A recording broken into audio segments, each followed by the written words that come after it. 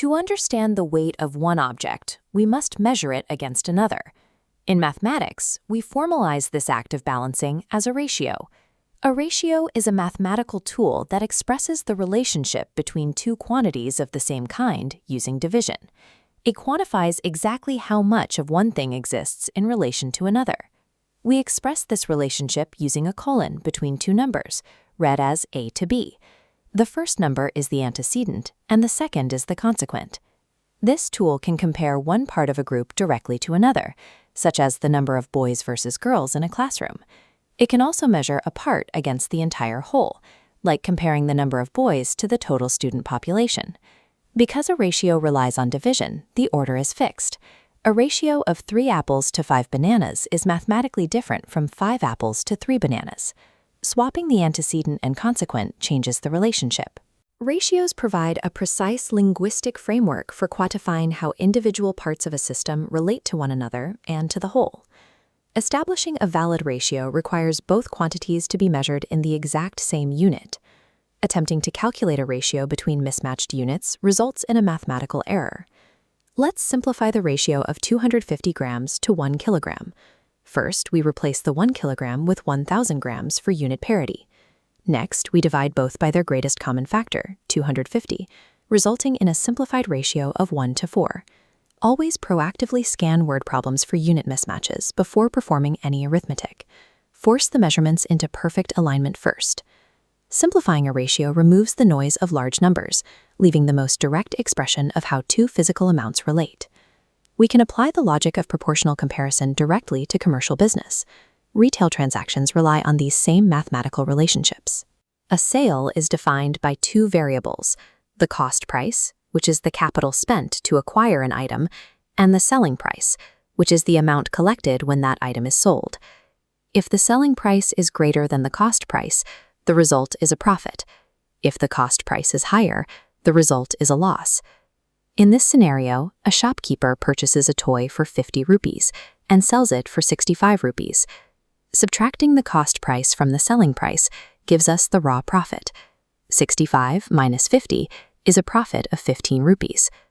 The profit percentage is always calculated on the cost price. We divide the raw profit by the cost price and multiply by 100. We populate the formula with our numbers. 15 divided by 50 times 100. This results in a 30% profit. Profit and loss percentages are not calculated against the selling price. Using the selling price as the denominator will result in an incorrect answer. The cost price serves as the absolute baseline for these calculations. It is the anchor for determining a business's actual financial health. In more complex problems, the selling price and profit percentage are provided, while the original cost price is unknown. For example, a merchant sells an article for 880 rupees, achieving a 10% profit. Because the merchant made a 10% profit, the selling price represents 110% of the original cost.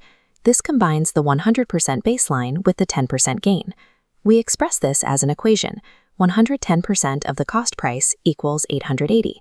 We reorganize the terms to isolate the cost price.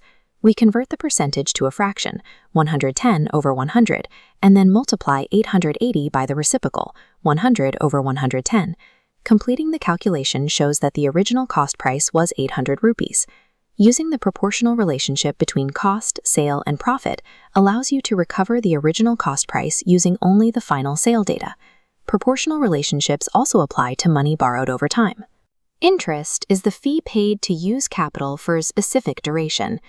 Calculating simple interest requires the principal, the original amount, the rate, the annual percentage fee, and the time, the duration of the loan in years. These variables are used in the formula. Interest equals principal multiplied by rate multiplied by time divided by 100. To see this in practice, we will calculate the simple interest on a principal of 2,000 rupees at a 5% rate over 3 years. Substituting the variables gives us 2,000 times 5 times 3 over a denominator of 100. We simplify by canceling the zeros in the numerator and denominator, leaving 20 times 5 times 3. The final interest is 300 rupees. In this formula, the time variable must be in years. If a problem provides the duration in months, divide that number by 12 before performing the calculation. Simple interest quantifies the monetary value of lending over time, using the same proportional logic found in basic ratios.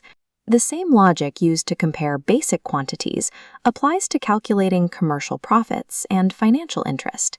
These separate financial rules, profit, loss, and interest, share a common mathematical logic based on the proportional relationship between a part and its baseline. These three guidelines help avoid common errors. For ratios, match your units. For profit and loss, divide by the past price. For simple interest, ensure time is in years. Applying these baseline rules allow you to accurately solve complex word problems across different financial topics. Applying these proportional rules provides a solid technical framework for accurately tracking how capital moves throughout an entire market.